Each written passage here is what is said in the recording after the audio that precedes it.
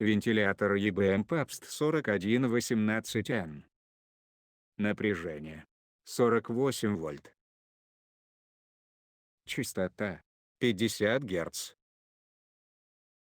Производительность 570 кубометров в час. Частота вращения 11 тысяч оборотов в минуту. Мощность 120 Вт.